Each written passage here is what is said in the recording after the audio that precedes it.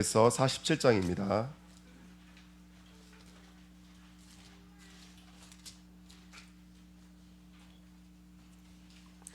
1절부터 11절 말씀입니다.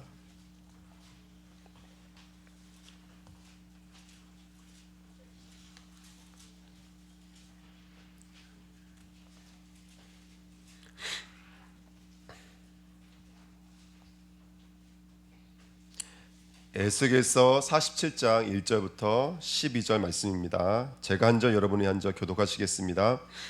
그가 나를 데리고 성전 문에 이르시니 성전의 앞면이 동쪽을 향하였는데 그 문지방 밑에서 물이 나와 동쪽으로 흐르다가 성전 오른쪽 제단 남쪽으로 흘러 내리더라.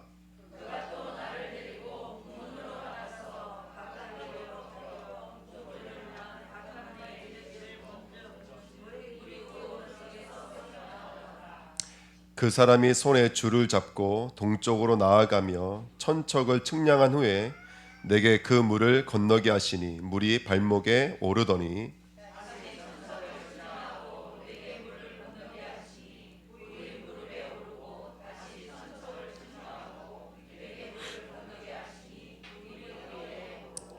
다시 천척을 측량하시니 물이 내가 건너지 못할 강이 된지라. 그 물이 가득하여 헤엄칠 만한 물이요 사람이 능히 건너지 못할 강이더라.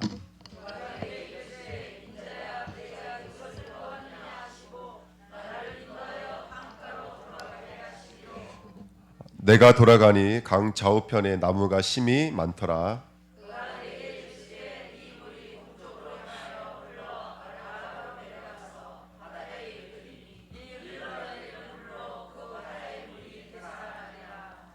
이 강물이 이르는 곳마다 번성하는 모든 생물이 살고 또 고기가 심히 많으리니 이 물이 흘러 들어가므로 바닷물이 되살아나겠고 이 강이 이르는 각 처에 모든 것이 살 것이며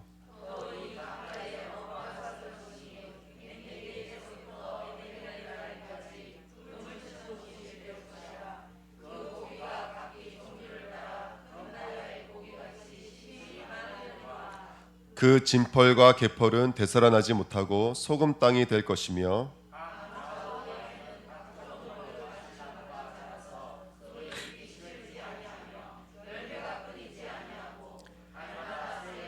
맺으리니 그 물이 성소를 통하여 나옴이라. 그 열매는 먹을 만하고 그 잎사귀는 약재료가 되리라. 아멘. 인사하겠습니다. 오늘도 은혜 받으십시다. 아멘. 네. 우리 찬원호 권사님 너무 이쁘셔가지고요. 저쪽만 계속 쳐다보게 되는데 오늘 이쁘셔도 될 것 같습니다. 너무 감사드립니다. 오늘 말씀 제목은요. 말씀의 깊이, 높이, 넓이입니다. 저희가 창세기 2장 10절부터 14절 강해 중에 저번 주에는 그 물과 연관되어져 있는 초막절 이야기 말씀 나눴습니다. 그래서 원래 율법에는 물을 떠가지고 오는 의식이 없었거든요. 이스라엘의 열심이 뭐를 따라가고 있냐면 다윗의 영광, 솔로몬의 영광, 여호수아의 영광, 이 땅의 영광들을 추구하고 있었음을 우리가 볼 수 있고 그렇게 종교에 가려져서 복음이 희석되고 있고 복음이 변질되고 있는 모습들을 우리는 말씀을 통해서 봤습니다. 강이 흐른다라는 것, 그것도 생명의 강이 흐른다라고 하는 것은 얼마나 큰 축복이고 능력인지 모릅니다.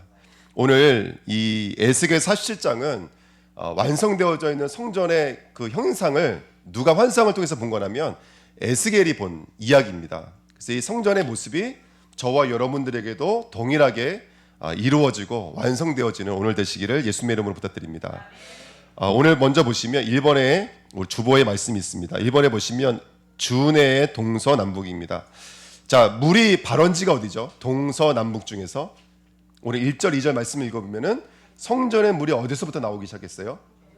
동쪽에서 나오기 시작했습니다. 그래서 동쪽에서 나와서 이 물이 바로 바깥으로 흘러간 것이 아니라 성전 안쪽에 있는 남쪽으로 흘러가다가 그 남쪽으로 흘러가는 모습을 본 이 주인공이 에스겔이 천사의 이끌림 받아서 북쪽 문을 돌아서 동쪽으로 왔는데 이 물이 다시 흘러가는 반대 방향으로 돌아 나와서 다시 동쪽으로 흘러서 열국을 살리더라는 그 환상을 본 이야기인데요. 히브리 사람들에게 참고로 히브리 사람들에게는 동서남북이 없습니다. 동서남북이 없어요. 우리는 동서남북 그러면 위쪽 갈릴리, 아래쪽 광야 왼쪽에 지중해, 오른쪽에 요단 이렇게 이제 인식을 하거든요. 하지만 히브리 사람들에게는 동서남북이 없습니다. 여기 말씀하고 있는 동쪽의 뜻은 원래는 이런 뜻이에요. 반대쪽 이런 뜻이에요. 반대쪽. 여기 보시면 이게 성벽이라고 생각하시면 되고요. 성벽이 있고 요 끝에가 바로 성소가 있습니다. 이쪽이 지성소고요. 이쪽이 성소예요. 그러면 동쪽 문은 어디냐면 이쪽이 동쪽 문이에요. 남쪽 문이고 북쪽 문이에요. 그런데 이스라엘 사람들의 사고는 뭐냐면 지성소가 있는 곳이 어디예요? 하나님이 계신 곳이 어디예요? 서쪽 맨 끝이에요. 그러면 동쪽은 참고로 어떤 곳이 되겠어요? 하나님이 계시는 반대쪽이에요. 그래서 동쪽이라는 원래의 의미의 뜻은 반대쪽 이런 뜻이에요. 히브리 사람들에게는 동은 우리와 같은 해 뜨는 그쪽이 아닙니다. 어쩔 때는 저 북쪽을 동쪽이라 그래요. 그거는 동서남북을 지리적으로 읽어내는 것이 아니라 이 사람들은 의미적으로 읽어내기 때문에 그래요. 하나님 반대쪽이 동쪽이에요.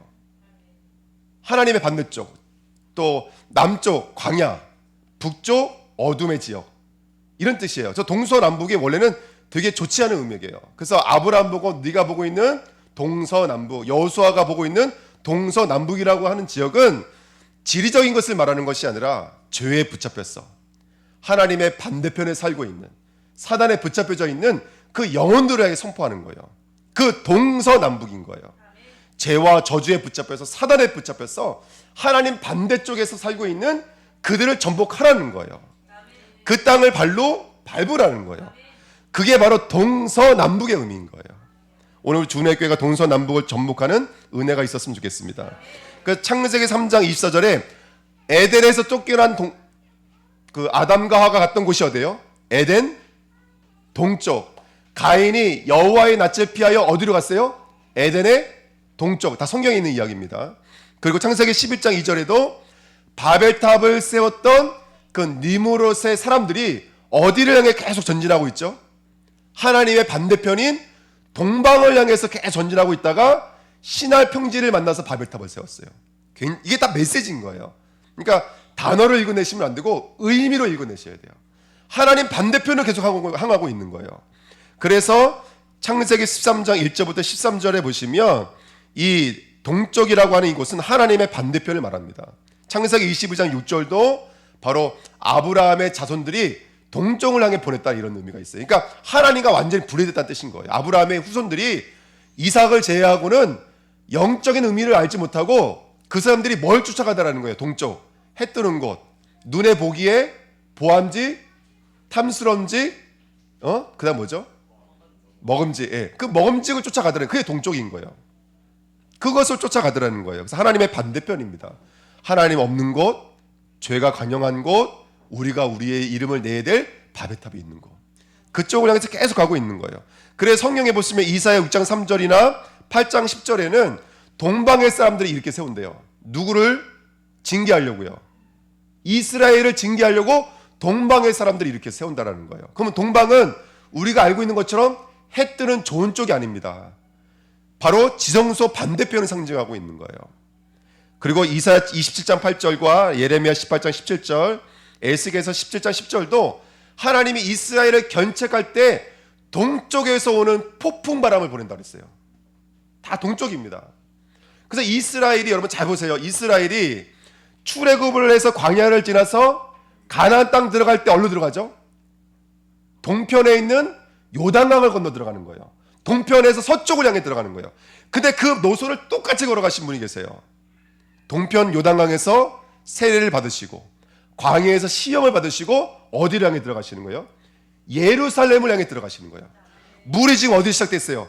동편에서 물이 시작된 거예요. 이건 누구를 말하고 있나 하면 에스겔서 44장에 동편에 누가 들어오더라는 거예요.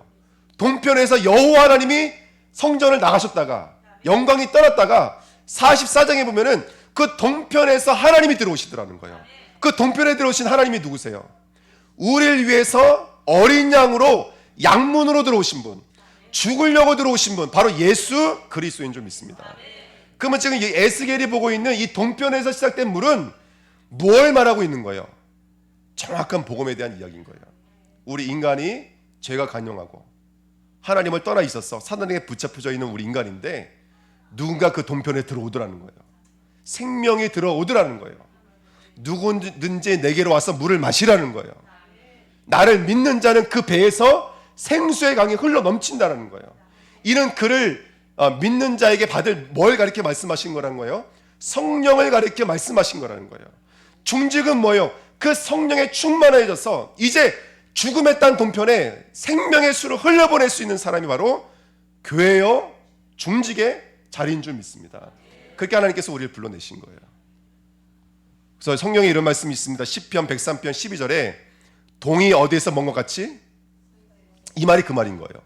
동이 서에서 먼 것 같이 우리의 잿가를 우리에게서 멀리 옮기셨으며. 대속제일은 두 마리의 염소를 잡아요. 제비를 뽑아요. 하나는 여호와를 위하여, 하나는 아세셀을 위하여. 여호와를 위하여 제비 뽑힌 염소는 그 자리에서 죽어요. 피가 어디서 뿌려져요? 서쪽 끝에 있는 지성소에 뿌려져요. 아세셀을 위한 염소는 어떻게 돼요? 제사장의 안수예요. 그럼 뭐를 하냐면 이스라엘의 모든 죄를 자백을 해요. 제사장이. 그리고 그 죄를 짊어지고 어디로 나가는 거예요? 동편 문으로 나가서 광야를 나가서 죽는 거예요. 자 보십시오. 성전에서는 지금 죄로 말미암아 이스라엘의 죄가 씻겨졌어요. 그리고 누군가는 그 죄를 짊어지고 멀리 떠나가는 거예요. 뭐에서 뭐가 멀어져야 돼요? 죄가 서에서 동으로 멀어져야 돼요. 그게 바로 아세셀을 위해서 바로 대속제일 날 안수받은 염소예요. 그 염소는 저 동쪽 끝으로 가서 광야 어딘가에 죽음을 당하는 거예요. 누구를 말하고 있는 거예요? 저와 여러분에서 끝없이 한적한 곳, 빈 곳, 광야로 나가셨던 예수 그리스도를 말씀하신 거예요. 우리의 죄를 짊어지고 이제 우리와 너무너무 멀어지셔서 그곳에서 우리의 죄를 가장 멀리 하시고 우리는 깨끗게 만드시고 하나님의 은혜로 우리를 건져내신 줄 믿습니다. 제가 이런 이야기 들으는 이유는 그거예요. 우리 주은혜교회가 내가 누군지를 아셔야 돼요. 내가 얼마나 완전한 구원과 이 보장을 받았는지, 이 약속을 받았는지를 이제는 좀 볼 수 있으셔야 돼요. 멀어졌어요. 멀리 멀어져서 찾아볼 수도 없는 그 죄값인 거예요. 그만큼 완전한 구원이 지금 우리 안에 들어와 있습니다. 할렐루야. 지금 그 메시지를 하고 있는 거예요. 이게 바로 에스겔이 봤던 동쪽에서 시작된 복음의 내용들입니다. 그래서 우리 주은혜교회가 그 복음으로 승리하시기를 예수님의 이름으로 부탁드립니다. 선명한 복음이 되어져야 돼요. 그 선명한 복음이 오직 복음이 되어져야 돼요. 자, 에덴에서 시작된 강은 어떤 메시지를 가지고 흘렀죠? 창세기 2장 10절부터 14절은 강에 대한 이야기인데 뭐 다음에 쓰여져 있어요? 8절 9절에 있는 생명나무와 선악과라고 하는 이 메시지를 가지고 흐르고 있는 거예요. 그러니까 여러분 복음은 어떤 복음이냐면 선악과가 없으면 생명나무에게 나갈 수가 있어요? 없어요? 없어요. 이따가도 말씀드리겠지만 여러분 그리스도가 되려면 가장 중요한 영적인 접촉점이 있어요. 그게 뭐냐면 선악과를 볼 수 있으셔야 돼요. 율법이 우리를 어디로 이끌어가요? 그리스도께로 이끌어가요. 성도는 사람은 대부분 문제에 머물러 있어요. 성도는 문제에 머물러 있는 것이 아니라 그 문제를 통해서 누구에게로 이끌림 받는 거예요? 오직 예수 그리스도께로 이끌림 받는 거예요. 중직은 문제를 보는 자가 아니에요. 문제 뒤에 있는 생명나무로 이끄시는 선악과 메시지를 갖고 있는 자예요. 이게 4개의 강으로 흘러가는 교회가 되어져야 돼요. 물질의 문제가 아닙니다. 현실의 문제가 아닙니다. 사람의 문제가 아닙니다. 그 어떤 사람도 나를 넘어뜨릴 수가 없습니다. 사실은 사람의 문제가 아니에요. 여러분 오늘 우리 주은혜교회는 결단하고 시작하셔야 돼요. 이제 우리 주은혜교회는 또 다른 시작이 되어지는 거예요. 그 또 다른 시작에 뭘 볼 수 있어야 되냐면 현실, 사람, 나의 연약함을 보는 자가 되지 마시고요. 그 문제 속에 하나님 말씀하고 계시는 생명나무를 볼 수 있는 자가 되셔야 돼요. 그 강이 바로 에덴에서 발원된 강이에요. 정확한 복음, 선명한 복음, 오직 복음을 갖고 계셔야 돼요.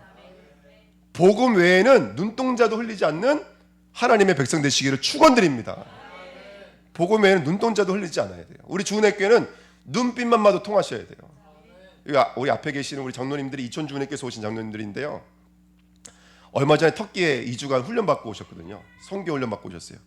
어느 날 제가 이렇게 보니까 카톡방에 다 나가시더라고요. 이천 주은혜교회 카톡방 나가시더라고요. 왜 그러신가 했어요. 그때는 혹시라도 이 사람들이 잡히면 카톡방을 보고 연결하고 있는 선교사님들 있잖아요. 그러니까 이분들은 문제가 안 돼요. 근데 그 터키에 계시는 선교사님들은 이제 위태로워질 수가 있는 거예요.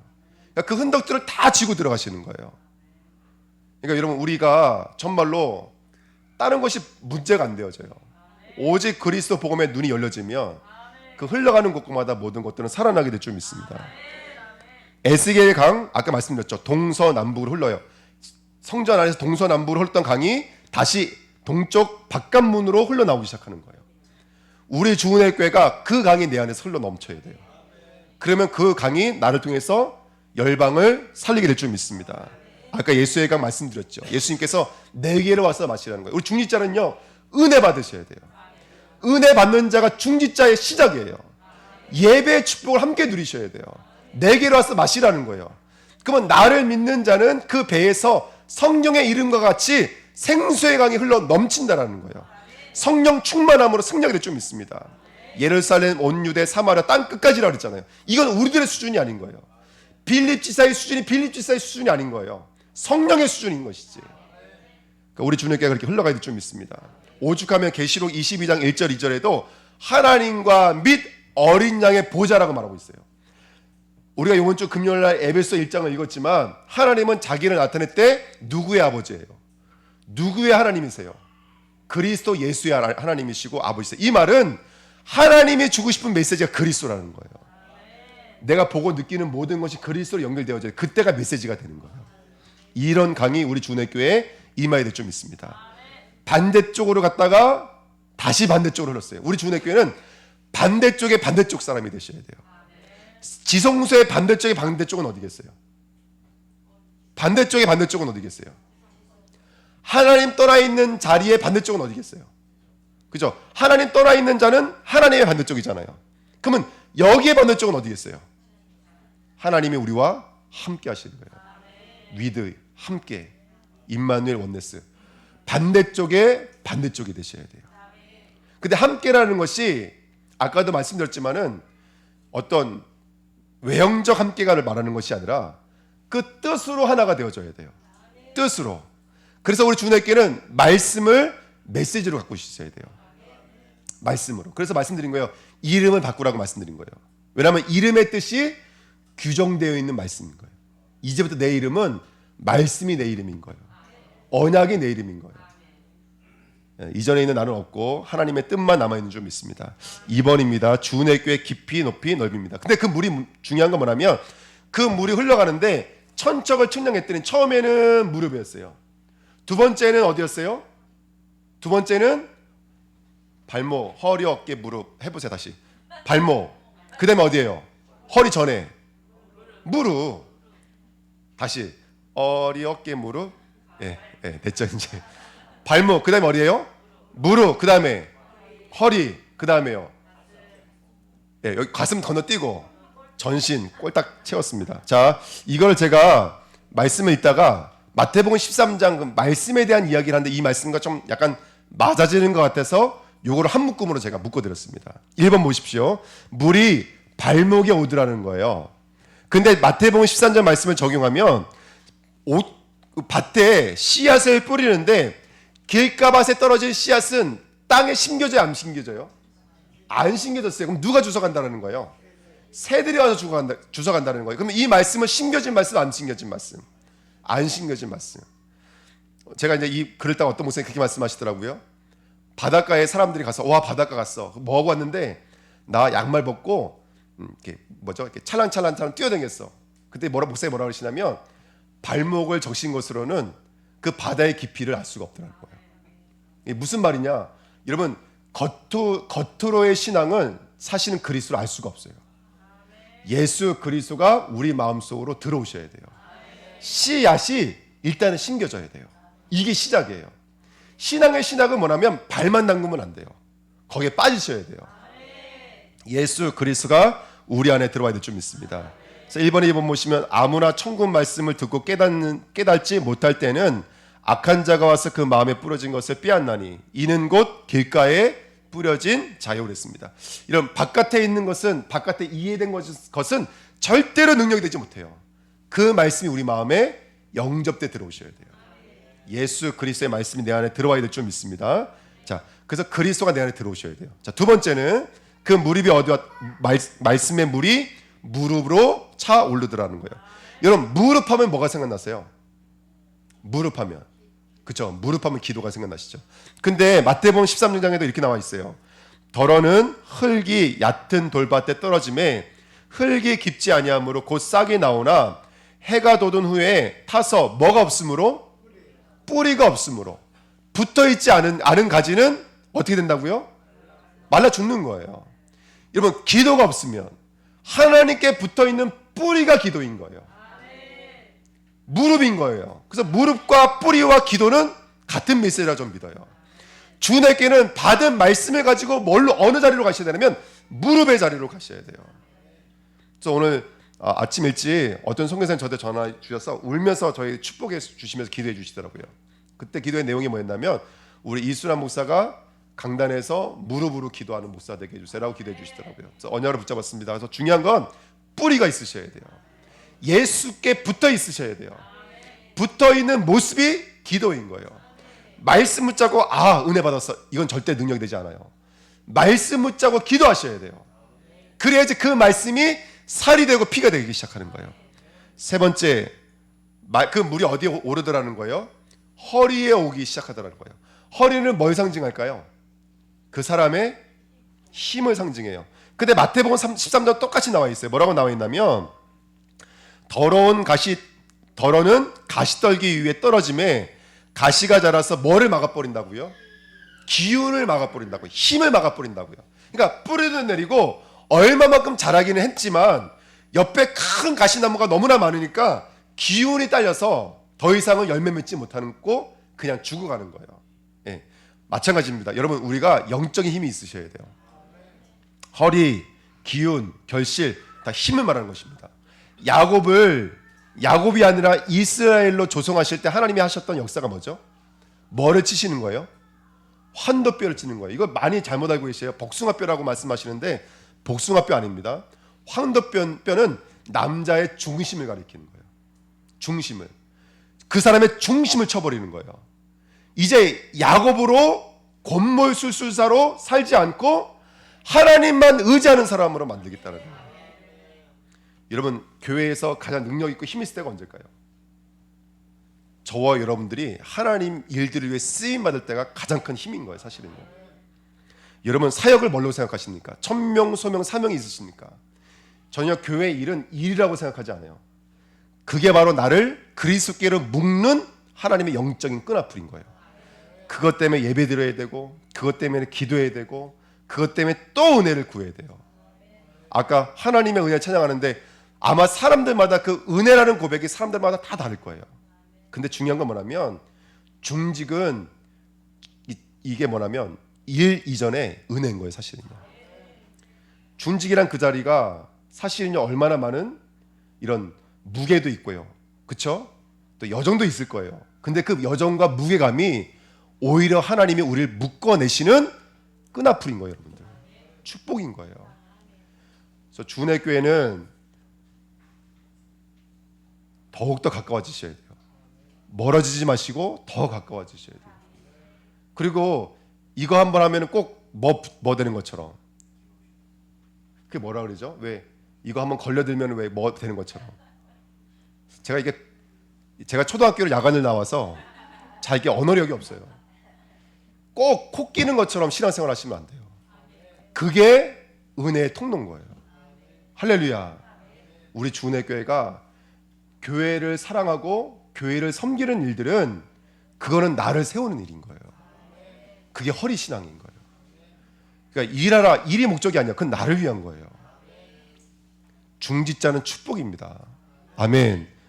저는 너무 감사한 게 우리 주은혜교회는 이게 감사했어요. 임직 받으셔야 됩니다. 그랬더니 그 임직을 사모하는 중직자가 계셔요. 저는 그게 너무너무 감사했어요. 그 임직이 축복이에요. 여러분들. 임직이 코 끼는 게 아니에요. 여러분들. 하나님의 축복인 줄 믿습니다. 붙잡히셔야 돼요. 전신이 붙잡히셔야 돼요.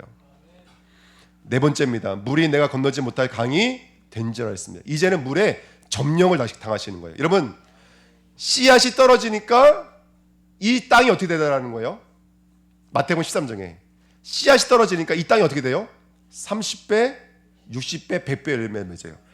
우리가 알고 있는 사고는 그래요. 이 땅의 사고는 밭이 열매를 내요. 그쵸? 밭이 나쁘면 아무리 좋은 씨앗을 심어도 좋은 열매가 나와요? 안 나와요? 안 나와요. 근데 성경은 달라요. 이게 밭이에요. 밭이 열매를 내는 게 아니에요. 이 밭에 뭐가 떨어지는 거예요? 말씀의 씨앗이 들어와서 이 마음을 장악해버리는 거예요. 그러니까 30배, 60배, 100배 열매를 맺는 거예요. 이게 성경의 말씀이에요. 말씀이 들어와서 나의 영혼육을 장악해버리셔야 돼요. 그래서 성경에 보시면 천국은 침노하는 자의 것이라고 했어요. 이게 대표로